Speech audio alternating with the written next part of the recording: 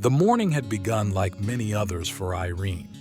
At the bistro where she worked, the smell of coffee mingled with that of freshly baked croissants, and the light chatter of the customers filled the air like a reassuring background. With her apron tied tightly around her waist and her hair casually gathered, Irene moved with rapid gestures between the tables.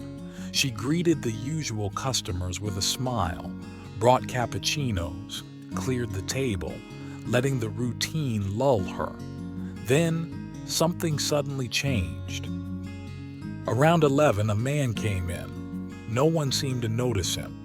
He was tall, his face partly covered by a worn hat.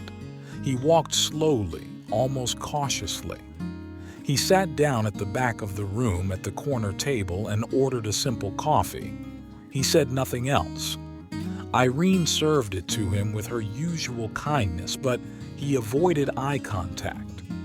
When she checked the table again a few minutes later, the man had disappeared. There was no change for him, just an empty cup and a bag. Before continuing, subscribe to our channel and activate the bell so you don't miss any of our stories. It was carefully folded and placed under the saucer. On it, written in uncertain cursive, was her name, for Irene. She looked around, then took the envelope with hesitant hands. She opened it behind the counter, away from everyone's eyes. Inside were new banknotes, neatly stacked, 10,000 euros, and a note.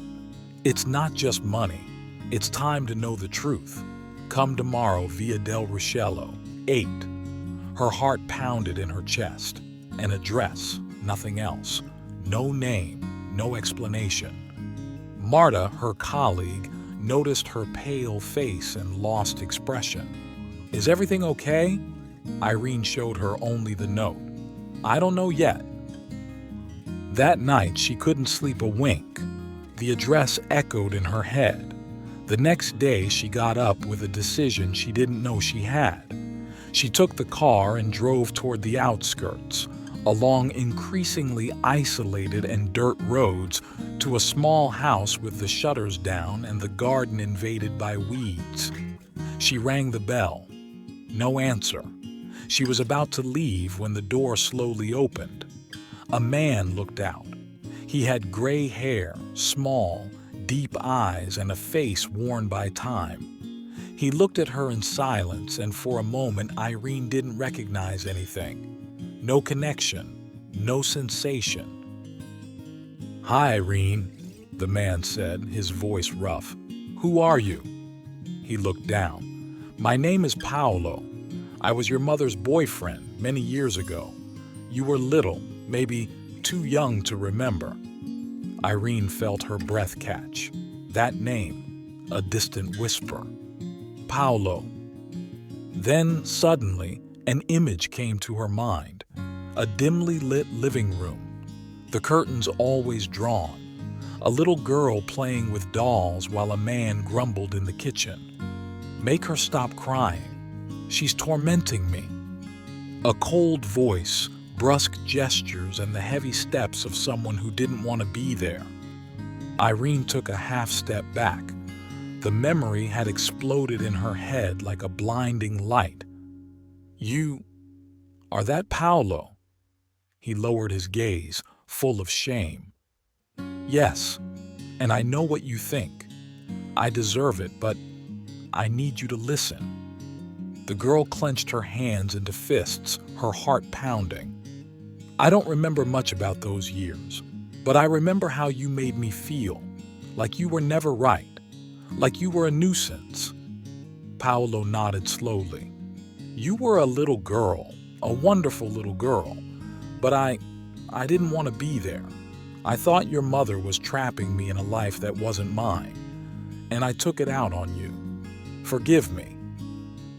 Why did you look for me now? Irene asked, her voice breaking. He led her into the house. The interior was bare, melancholy. A worn armchair, a stove turned off, a few photographs on the walls. On a piece of furniture was a frame with a photo of her mother, her face serene and her gaze strong. Irene approached and touched the glass with her fingers. "When she died," Paolo said, "she left me a box. She said, if you ever meet Irene, give her this, and tell her that despite everything, I loved her more than she could ever have imagined." He placed a wooden box in front of her. Inside were handwritten letters, drawings of Irene as a child, and a diary with a red cover. Irene opened it, her fingers shaking.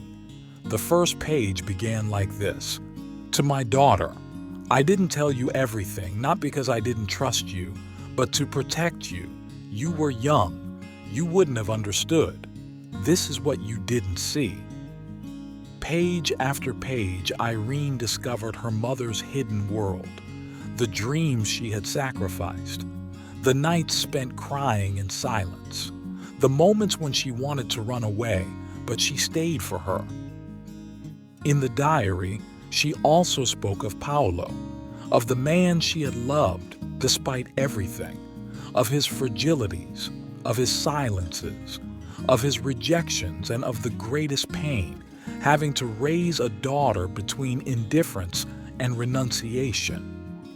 "Your mother was stronger than I deserved," Paolo whispered, "and you are her reflection."